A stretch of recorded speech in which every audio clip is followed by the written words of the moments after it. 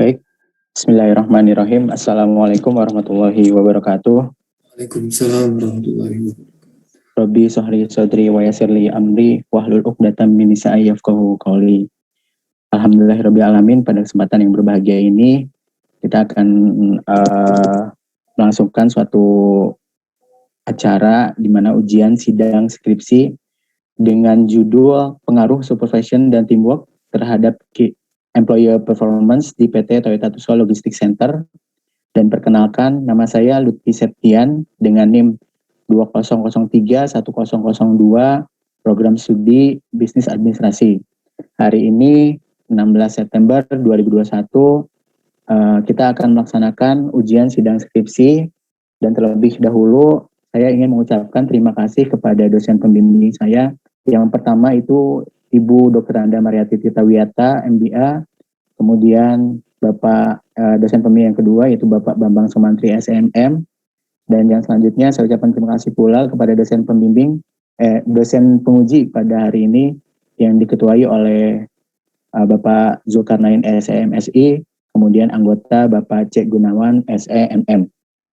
Baik, tanpa berpanjang lebar lagi, presentasi sidang skripsi ini akan saya awali dengan latar belakang penelitian atau masalah. Untuk latar belakang ini, seperti yang kita ketahui, berawal dari wabah COVID-19 yang mengakibatkan krisis ekonomi secara global. Hal ini dikemukakan oleh penelitian oleh Putri yang menyatakan bahwa wabah pandemi COVID-19 yang saat ini melanda dunia, termasuk Indonesia, berdampak pada terjadinya transformasi kondisi ekonomi secara global. Di Indonesia sendiri, sejak kasus pertama, yaitu pada tanggal yang diumumkan oleh Presiden Joko Widodo pada tanggal 2 Maret tahun 2020, COVID-19 ini sangat berdampak kepada perekonomian, terutama industri di Indonesia. Dampak tersebut salah satunya adalah banyaknya karyawan-karyawan yang ter-PHK.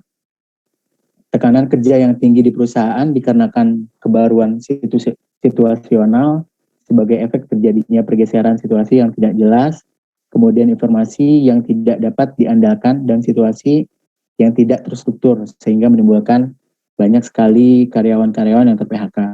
Hal tersebut divalidasi juga dengan tercatat pada Rabu 8 April 2020, Menteri Tenaga Kerja Indonesia, Ibu Ida Fauzia, mengumumkan bahwa sebanyak 74.430 perusahaan telah merumahkan sebanyak 1.231 orang pekerja atau buruh. Berdasarkan data dari CNBC tahun 2020. Sektor-sektor mana saja sih yang mendapatkan gejolak ekonomi tersebut sehingga banyak karyawan-karyawan yang di-PHK?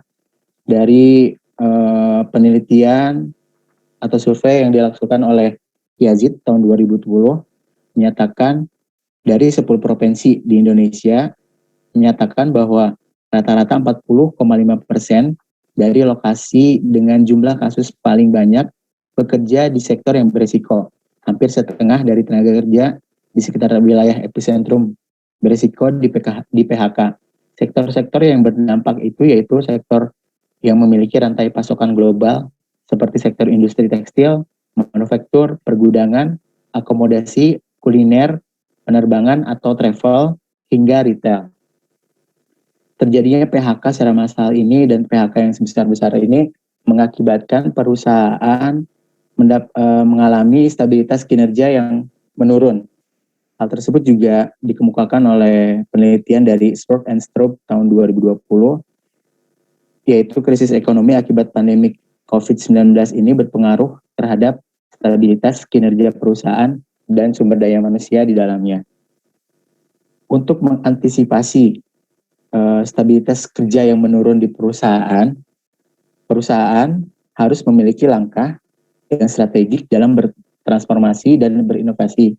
Hal tersebut dikemukakan oleh penelitian dari Agistiawati tahun 2020 yang menyebutkan bahwa perusahaan dituntut untuk memiliki strategi dalam bertransformasi dan berinovasi untuk menghadapi kondisi ekonomi global seperti sekarang ini.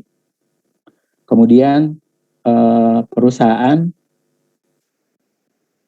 strategi perusahaan seperti apa yang harus dilakukan agar perusahaan tetap bisa mempertahankan stabilitas kinerjanya.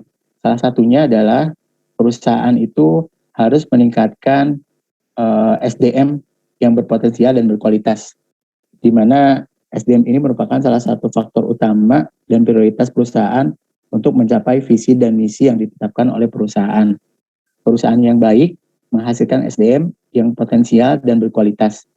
SDM merupakan faktor utama yang menjadi prioritas perusahaan untuk mencapai visi dan misi yang ditetapkan. Kualitas SDM yang baik dalam suatu perusahaan akan menunjukkan kinerja yang optimal. Kinerja yang optimal itu berfokus pada visi untuk menegaskan bahwa aktivitas manajemen berada di posisi yang tepat untuk mengoptimalkan produktivitas kinerja karyawan dan profitabilitas perusahaan. Kinerja karyawan atau employee performance ini dapat diukur oleh salah satu faktornya, yaitu yang pertama supervision atau pengawasan. Pengawasan dalam menjalankan fungsi manajemennya, pengawasan